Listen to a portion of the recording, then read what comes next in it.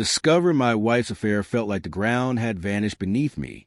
We'd been married 7 years, and I truly believed we were solid. Imperfect, yes, but built on trust. One evening, while she was in the shower, her phone buzzed. I hadn't meant to look, but something inside me compelled me to glance. The message on the screen stopped my heart. "Can't wait to see you again, love. You'll never find out." The sender was Daniel, her co-worker, a name I knew far too well. When I confronted her, she didn't deny it. She just sat there, silent, staring at the floor like a child caught red-handed. "How long?" I asked. 6 months, she admitted. Suddenly, every late night at work, every urgent meeting, every unexplained absence clicked into place. I packed a bag, left that very night, and didn't look back. The first weeks were unbearable. Everywhere I turned, I saw traces of her favorite coffee mug, the blanket she always curled up in, her song playing on the radio. It haunted me, but pain has a way of clearing the fog. I made a choice. I wouldn't let this destroy me. I began running again, reconnected with old friends, and even took a new job in another city. 6 months later, I had rebuilt my life, my own apartment, my peace, my independence. I heard through a friend that my ex-wife had moved in with Daniel.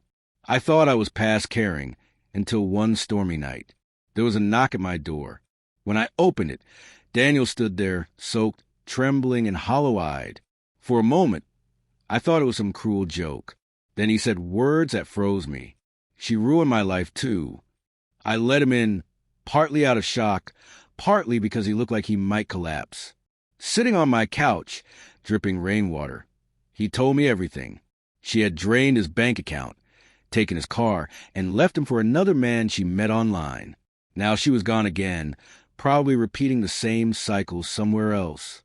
He wasn't angry at me. He was furious at her and at himself. He wanted to find her, to confront her, but he didn't know where to start. He came to me, hoping I might have answers. I didn't, but as I listened, something clicked. She had wrecked both of us, but I was the one who had escaped. He was still trapped in her chaos. "You moved on so easily," he said bitterly. "You act like none of it mattered." I told him the truth. It didn't matter, it broke me, but I refused to let it define me. That only seemed to enrage him further. He accused me of pretending to be the victim, of being cold. I saw then how guilt and anger were consuming him. When he left that night, I thought it was over. 2 days later, the police called. Daniel had gone to her new boyfriend's house and started a fight. It turned violent, and he was arrested. The officer asked if I knew anything about his state of mind. I told him exactly what I felt. He was lost, furious, and broken. That moment made me reflect. I saw how vengeance eats people alive from the inside. Daniel couldn't release his rage. It consumed him completely. I'd only found peace because I let go. Revenge doesn't heal pain. It multiplies it.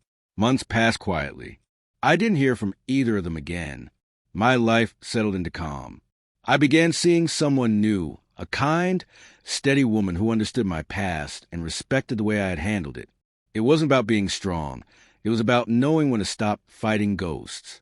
Then one afternoon, a letter arrived. No return address, just my name written in shaky handwriting. It was from Daniel, sent from prison. He wrote that he regretted everything, wishing he had simply moved on instead of chasing payback. He said he finally understood she wasn't worth the destruction. I folded the letter and set it aside, not out of sympathy, but as a reminder of the life I had walked away from and the peace I chose instead. Love can blind you. Betrayal can scar you. But clinging to either for too long will destroy you. I let go. He didn't. And that made all the difference. Now, when I look back, I don't see her. I see myself, the man who survived, healed, and rebuilt. Because sometimes the greatest revenge isn't retaliation.